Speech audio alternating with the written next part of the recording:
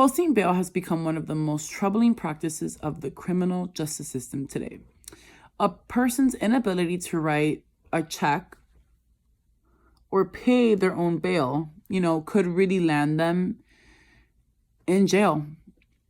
This is a reality today, and some people have ended up pleading guilty despite being innocent so that they could avoid paying the bail. Unfortunately, those who do not have the means to pay the said amount can end up spending a good amount of time in jail. It is clear that reforming the practice of paying bail is necessary within the justice system. I believe it will avoid wrongful convictions.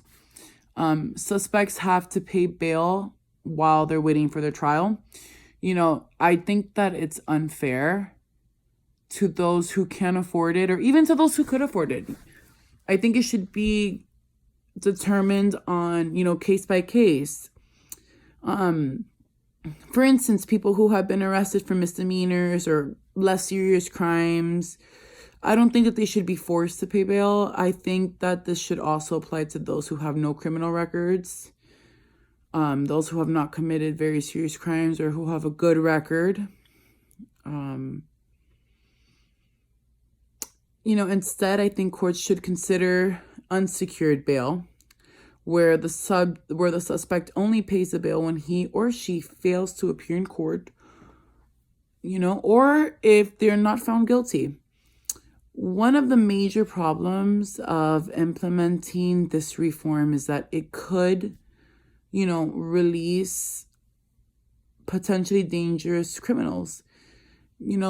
Just because you don't have a bad record, or you've never been to jail, doesn't mean that you're a good person. So this is, a major problem, because by doing this, you're kind of giving people a second chance. Some people who are bad and do intend to do bad things can look at it as a free way out. Like, okay, happened to me, I got out, they're going to go ahead and do it again. So they might be released from jail because it is the first time they commit a crime, but they might end up on the wrong side of the law, basically, again, engaging in offenses that are more serious.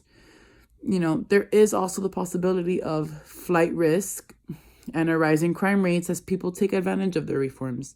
And that is something that would need to be considered as well. It's kind of like a free pass.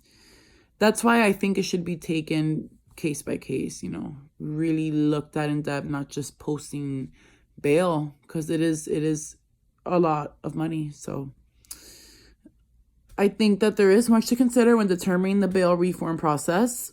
However, I think it's pretty clear that there is a need to eliminate some type of bail requirements, in some situations, especially if it does involve, suspects that really can't afford it and who don't have any prior criminal records.